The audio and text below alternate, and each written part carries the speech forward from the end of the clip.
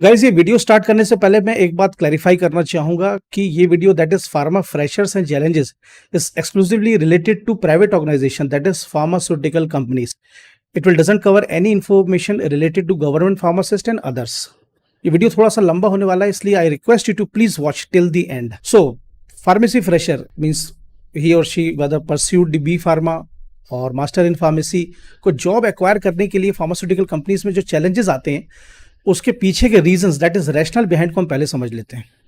First reason is the campus drive, campus placement. हर एक student अपने इंस्टीट्यूट से ये एक्सपेक्टेशन करता है कि उसका कैंपस प्लेसमेंट, जो कि एक विदाउट हैसलिंग जरिया है जॉब पाने का, के थ्रू उसका प्लेसमेंट उसे मिल जाए और उसे जॉब मिल जाए. पर रियलिटी ये नहीं है. Why? Because of two things. यहाँ पर फार्मास्यूटिकल ऑर्गेनाइजेशन, प्राइवेट कंपनी, मतलब जो कंपनीज हैं उनके दो चेहरे हैं. उसको मैं नाम दे देता हूं, एक है कोर डिपार्टमेंट और दूसरा है non core department. Core department का मतलब ये होता है वो सारे डिपार्टमेंट जिनको आम पब्लिक या in the form of even pursuing student वो भी नहीं देख सकते. Like pharmaceutical production, quality assurance, quality control, regulatory affairs, pharmacovigilance, clinical trials, bio analyticals etcetera. You yourself imagine, क्या आपने कभी रेगुलेटरी अफेयर्स के अंदर का ऑफिस देखा है? नहीं देखा हो. और दूसरे होते हैं नॉन कोर डिपार्टमेंट, मतलब जिनको आम जनता और इवन जो पब्लिक है वो देख सकती है. Like a pharmacist in a medical shop, government pharmacist. हालांकि वहां पे मैं गवर्नमेंट फार्मासिस्ट से रिलेटेड इस पर बात नहीं करूंगा, लेकिन बता रहा हूँ. हॉस्पिटल्स में फार्मासिस्ट, और या फिर मेडिकल रिप्रेजेंटेटिव, एमआर जिसको बोलते हैं. मतलब इवन आप जब कभी भी डॉक्टर की क्लिनिक गए होंगे तो एक ना एक बार आपने किसी मेडिकल रिप्रेजेंटेटिव को तो देखा ही होगा. तो कैंपस ड्राइव जो है, जो कैंपस प्लेसमेंट होते हैं, वो कंपनीज बल्क वैकेंसीज के लिए ही करती हैं.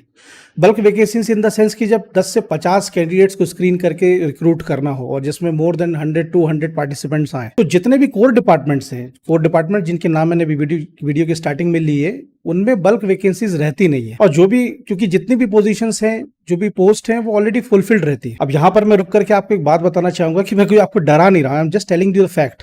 बट डोंट वरी, इसके सारे सॉल्यूशंस वीडियो के एंड में है. सो कोर डिपार्टमेंट में बल्क में वैकेंसीज एक ही सिचुएशन में हो सकती हैं जब कोई फार्मास्यूटिकल कंपनी अपना कोई प्लांट या फिर कोई ऑफिस किसी दूसरे शहर में नया सेटअप कर रहा हो. एक एग्जांपल से बताता हूं कि सिप्ला फार्मास्यूटिकल्स आप सभी ने सुना होगा. It's one of the giant in the pharmaceuticals in India. तो सिप्ला के इंदौर, मध्य प्रदेश दैट इज, और उसके बाद भोपाल और नासिक, सिक्किम और ऐसी जगहों पे बद्दी, इस पे बहुत सारे इनके प्रोडक्शन प्लांट्स हैं. तो हाल ही में सिप्ला ने अपनी सीरीज में जो लेटेस्ट लास्ट रिसेंट जो प्लांट सेटअप किया वो विरगो नगर बेंगलोर के में किया. तो सिप्ला फार्मास्यूटिकल्स के विरगो प्लांट में बल्क वैकेंसीज बिल्कुल आएंगी और उसके लिए कैंपस ड्राइव तो बिल्कुल बनता है. That is understandable. तो ऐसे में फिर जो सिप्ला फार्मास्यूटिकल्स है वो बेंगलोर के या फिर इंडिया के किसी पोटेंशियल इंस्टीट्यूट के साथ अगर उसका एमओयू टाई अप है तो फिर कैंपस ड्राइव करने जाएगी और बल्क वैकेंसीज में रिक्रूटमेंट करेगी, क्योंकि नया सेटअप है. अब प्रोडक्शन प्लांट में मान लीजिए उनको 50, 100, 200 एम्प्लॉइज चाहिए, तो बल्क वैकेंसीज करेंगी. तो ऐसे में होता है. बाकी ऐसे में फिर जो रूटीन सेगमेंट है वो तो फिर उनके नंबर ऑफ वैकेंसीज पर ही आता है. और ऐसे में भी एमओयू अगर किसी सिप्ला फार्मास्यूटिकल्स का किसी इंस्टीट्यूट के साथ नहीं है तो भी वो इतना बड़ा ब्रांड है कि एक सिंपल एडवर्टाइजमेंट करेंगी तो भर भर के एप्लीकेशंस आएंगे. So setting up a new plant में कैंपस ड्राइव, ठीक है, इट्स अ वैलिड रैशनल. अब दूसरा फैक्टर होता है सिटी, शहर. भारत में एक्चुअली जो सिटीज हैं वो टायर 1 से लेकर के टायर 4 तक के कैटेगरी में डिवाइडेड है. अब टायर 1 और 2 वो सिटीज हैं, टायर 1 से लेकर के 3 भी अपन उसको काउंट कर सकते हैं कि वो सिटीज है जहां पर एम्प्लॉयज अपनी फैमिली के साथ लॉन्ग टर्म प्लानिंग करके सेटल हो सकते हैं और उनका सबका एम ही होता है. ऐसी टायर की सिटीज में आती हैं इंदौर, भोपाल, नासिक, अहमदाबाद, औरंगाबाद, मुंबई, दिल्ली एटसेट्रा, जहां पर बच्चों की स्कूलिंग, उसके बाद ग्रोथ, ये सारी चीजें एक सेटिस्फैक्टरी मोड पर मिलती हैं. और इसीलिए इन सिटीज में जितनी भी फार्मास्यूटिकल ऑर्गेनाइजेशन और कंपनीज हैं उनके एम्प्लॉय वेल सेटल होकर के रहते हैं, वेल सेटल्ड हो जाते हैं. मतलब they doesn't have any much more desire और need to switch to another city, क्योंकि फैमिली उस तरीके से वेल एस्टेब्लिश तो सेटल मोड पे चली जाती है.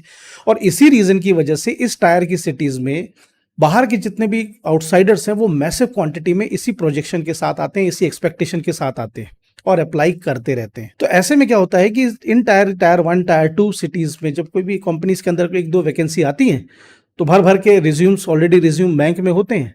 जो एचआर डिपार्टमेंट है जब भी 1-2 वैकेंसी आती हैं रिज्यूम बैंक में से रिज्यूम निकालता है, कॉल करते हैं, इंटरव्यू से स्क्रीन करके शॉर्टलिस्ट करके और वैकेंसी को फुलफिल कर लेते हैं. And accordingly eventually there is no such need of campus drive.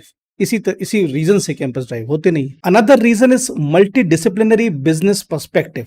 इसका मतलब होता है कि हर कंपनी, कोई भी ऑर्गेनाइजेशन हो, उसका इवेंचुअल अल्टीमेट गोल प्रॉफिट ही होता है, मतलब लेस एक्सपेंडिचर मोर इनकम। और इसमें से सैलरी ऑफ द एम्प्लॉइज एक बहुत क्रूशियल पैरामीटर है। तो जितने भी core department like production, QA, QC में देखेंगे तो आप पाएंगे कि अदर परस्यूड कोर्स के एम्प्लॉयज भी काम करते हैं। लाइक आप क्यूसी में देखेंगे तो बीएससी, एमएससी भी मिलेंगे, प्रोडक्शन में भी बीएससी वाले मिलेंगे, क्यूए में भी बीएससी वाले मिलेंगे, और भी अदर कोर्सेज के कैंडिडेट मिल जाएंगे। और ये इस तरह के रिज्यूम्स, और मतलब जो problem, the situation is this, that the challenge is that keeping in view the profit, company always try to prefer those resumes which can work at very low cost, और वो इनके रूप में उन्हें मिल जाता है। अब सपोज एग्जांपल है क्वालिटी कंट्रोल है, जहां पर सोफिस्टिकेटेड एनालिटिकल इंस्ट्रूमेंट्स को हैंडल करना है, तो वहां पे अगर कोई एक दो वैकेंसी निकलती है तो बहुत सारे एप्लीकेशंस आते हैं जिसमें बी फार्मेसी भी रहेंगे, एम फार्म भी रहेंगे, साथ में फिर अगर एमएससी केमिस्ट्री है, एनालिटिकल केमिस्ट्री है, वो भी रहेंगे, बीएससी के रिज्यूम्स भी आएंगे, जो कि बहुत कम सैलरी पे काम करने को रेडी हो जाते हैं, जिसकी वजह से कंपनी उन्हें प्रेफर कर लेती है, और ये सिचुएशन भी एक चैलेंज बन जाती है। खैर, अब आते हैं सॉल्यूशंस के ऊपर। इसको सॉल्यूशन पर आने के पहले मैं एक बात क्लियर कर दूं कि आप टायर 1 और टायर 2 सिटी में भी जॉब कर सकते हैं if you have a very very strong reference of a employ working in that particular company. तो ये सॉल्यूशंस उनके लिए हैं जिनके पास कोई रेफरेंस नहीं है, कुछ नहीं। तो सबसे पहला रेफरेंस एक्चुअल में एक ही है, सिंपल, दैट इज सेक्रीफाइस, त्याग of two things. The first sacrifice is the location. Tier 4 city या फिर max to max tier 3 city को टारगेट करते हुए आप कंपनी में अप्लाई करिए। Example, Gangtok city of Sikkim, Baddi of Himachal Pradesh, इसके बाद वरना जो कि एक विलेज है गोवा का, यहाँ पर massive number of pharmaceutical companies है, और यहाँ पे अगर आप अप्लाई करेंगे तो आपको बड़ी ही आसानी से और बहुत ही अच्छे पैकेज पर जॉब मिलने के पूरे आसार हैं, क्योंकि यहाँ पर वैकेंसीज बनी रहती हैं। और वैकेंसीज इसलिए बनी रहती हैं क्योंकि यहाँ पर इन टायर 4 सिटीज में रहना, ऐसी रिमोट लोकेशंस पर रहना और फैमिली को सेटल करना बहुत मुश्किल होता है, इसलिए वैकेंसीज कंसिस्टेंटली बनी रहती हैं। तो इन लोकेशंस को टारगेट करते हुए आप कंपनी में अप्लाई करिए। कंपनी में अप्लाई करना है, कैसे करना है? It's very simple.